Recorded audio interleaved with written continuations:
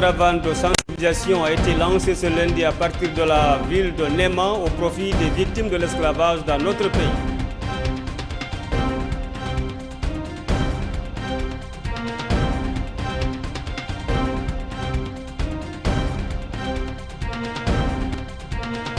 Sortie ce lundi à Nouakchott de la première promotion du Master international.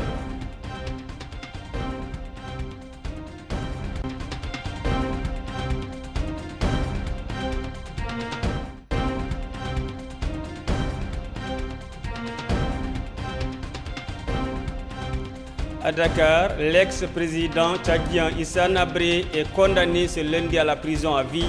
Il a été reconnu coupable de viol, mais également de crimes contre l'humanité et crimes de guerre.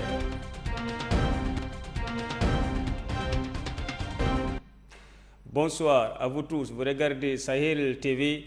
C'est le journal de 20h. Comme je vous le disais en titre, une caravane de sensibilisation a été lancée ce lundi à partir de la ville de Néman au profit des victimes de l'esclavage dans les wilayas de Dohod sur leurs droits et devoirs. La caravane, qui est organisée par le Commissariat aux droits de l'homme et à l'action humanitaire, comprend des faqih, des experts, juristes et représentants de la société civile. Ces acteurs auront à sillonner les différentes mogatas de ces deux wilayas pour 2 semaines à diffuser un message de tolérance, de citoyenneté et de droits de l'homme au sein des populations des zones ciblées et à les sensibiliser sur leurs droits et devoirs et à passer en revue les efforts consentis pour l'éradication des séquelles de l'esclavage dans notre pays. Pour la sortie de la première promotion 2014-2016 du Master international GAED, une cérémonie de graduation a été organisée à Nouakchott. GAED Master international sur les impacts des activités extractives entamées en 2014 est le fruit d'un partenariat entre l'Université des sciences, technologies et médecine de Nouakchott, USTM, et l'Université Gaston Berger de Saint-Louis du Sénégal. Cette première promotion a été composée d'étudiants mauritaniens, sénégalais, maliens, bissau-guinéens, tchadiens et camerounais. Écoutons ce témoignage. La première promotion du GAED sera fêtée à travers une cérémonie de graduation qui sera organisée le 31 mai 2016 à Nouakchott. Les objectifs.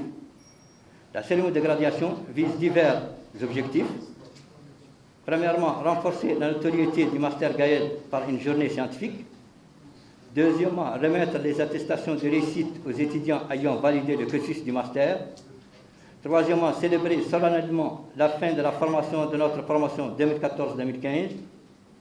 Quatrièmement, communiquer auprès des employeurs potentiels et des bailleurs sur l'arrivée des étudiants du Master sur le marché de travail. Quatrièmement, offrir aux entreprises intervenant dans le secteur, aux administrations publiques, États, collectivités locales et aux ONG, l'opportunité d'échanger sur leurs expériences en matière de gestion des impacts des activités extractives. Comment protéger les enfants dans notre pays? Le ministère des Affaires sociales, de l'enfance et de la famille, en collaboration avec l'UNICEF, a organisé aujourd'hui un atelier dans le cadre de l'éducation et de la protection des enfants. Écoutons. Messieurs les ministres, Monsieur le Wali de Nouakchott-Ouest, Monsieur le secrétaire général du ministère des Affaires sociales, avant de commencer, je voudrais tout d'abord souhaiter une bonne fête aux mères et aux futures mamans, puisque hier c'était la fête des mères. Je voudrais également vous dire que c'est pour moi un réel plaisir de prendre la parole aujourd'hui à l'occasion de cette cérémonie d'ouverture de la 2e consultation nationale des acteurs des systèmes de protection de l'enfant en Mauritanie. Cette consultation de 3 jours se donne comme objectif de partager de bonnes pratiques et les leçons apprises dans les différentes communes du pays, mais aussi amorcer de nouvelles initiatives et stratégies pour améliorer l'environnement protecteur de toutes les filles et de tous les garçons en Mauritanie par une approche holistique, conformément à la Convention relative aux droits de l'enfant et aux objectifs de développement durable. Parvenir à l'égalité des sexes et autonomiser toutes les femmes et les filles. Les cibles 5.1, 5.2, 5.3 de l'objectif 5 des ODD témoignent de l'importance à accorder aux questions relatives à l'élimination des discriminations faites aux femmes et aux filles, de toutes les formes de violences faites aux femmes et aux filles. Plus d'une fois, le président de la République a donné les gages de ses bonnes intentions quant à sa volonté de respecter les dispositions prévues par la Constitution.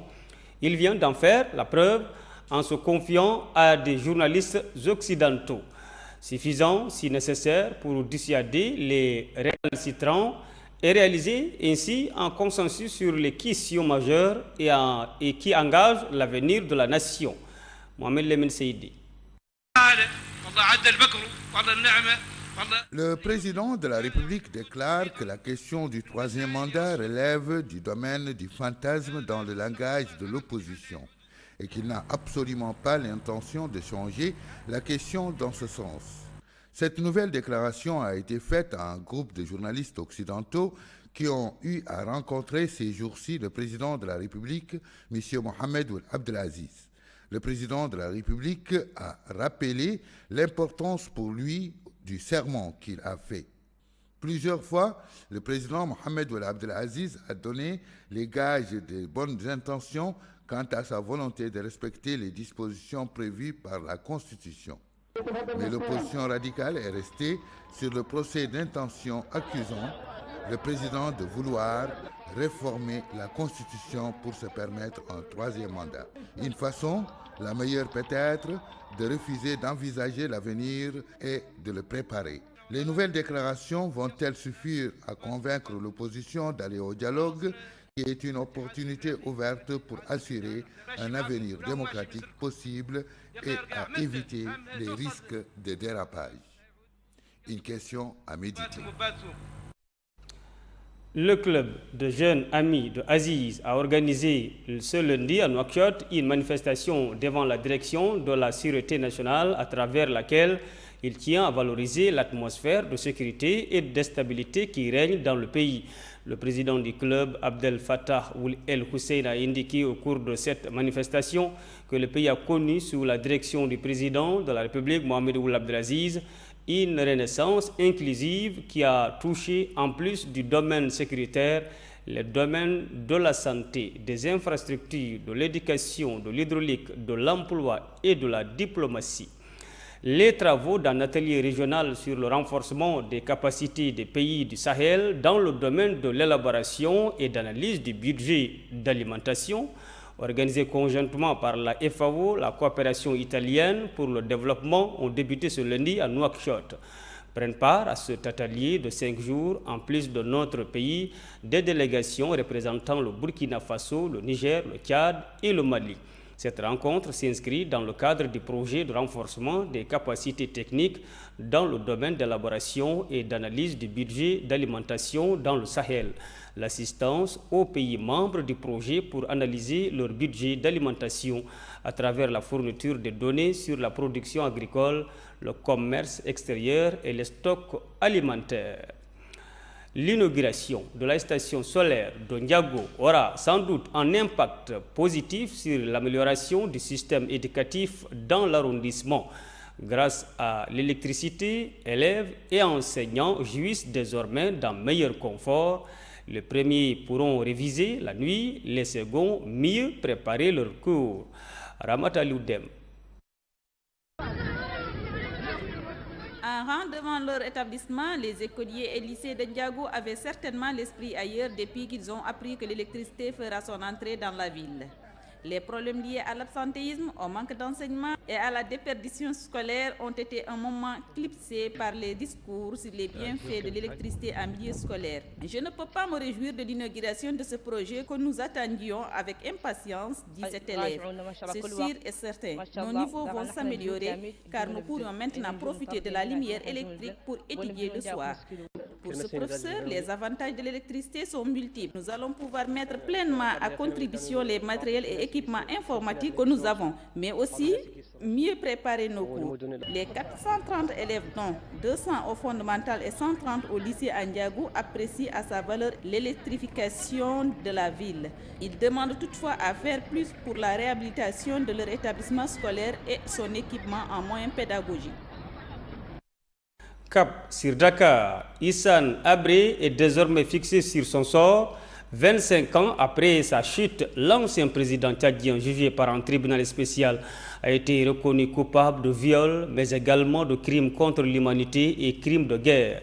Ce lundi 30 mai 2016, les chambres africaines extraordinaires l'ont condamné à la prison à vie. Dans le camp des partis civils, c'est la joie qui domine après plus de 26 ans de lutte judiciaire. Ce procès a été difficile à mettre en place, mais il s'est tenu. Et ce sont les termes et les réjouissances de femmes, d'hommes, de victimes qui ont été les plus marquantes après l'énoncé du verdict dans la salle d'audience. Pour les 3 avocats commis d'office qui ont défendu Hissane Habré, cette condamnation à perpétuité est trop lourde, trop dure. Elle n'est basée, affirme-t-il, sur aucune preuve concrète. Aucune preuve n'a été rapportée et nous, en tant qu'avocats de la défense, nous nous sommes évertués à prouver l'innocence du président Habré, là où l'accusation a failli dans sa mission de prouver les faits. En conséquence, nous ne pouvions que nous attendre à un verdict d'acquittement. Celui d'aujourd'hui, qui est un verdict de condamnation extrêmement sévère, nous a surpris. Quand on est condamné dans des conditions comme celle-là, la décision ne peut pas plaire, a déclaré juste après l'énoncé du verdict Maître Mbaïsen, l'un des avocats du condamné. C'est la fin de ce journal, mais avant de nous quitter, le rappel des titres. Une caravane de sensibilisation a été lancée ce lundi à partir de la ville de Nema au profit des victimes de l'esclavage dans notre pays.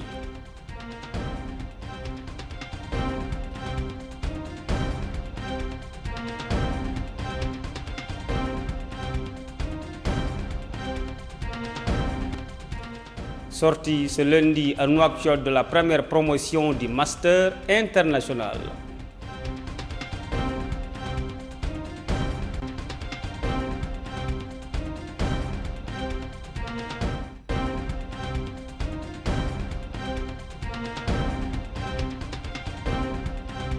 Et puis à Dakar, l'ex-président tchadien Hissane Habré est condamné ce lundi à la prison à vie.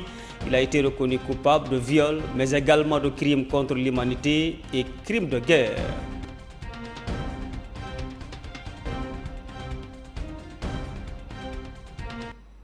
Merci de nous rester fidèles, gardez les yeux bien ouverts sur Sahel TV. Bonsoir à toutes et à tous.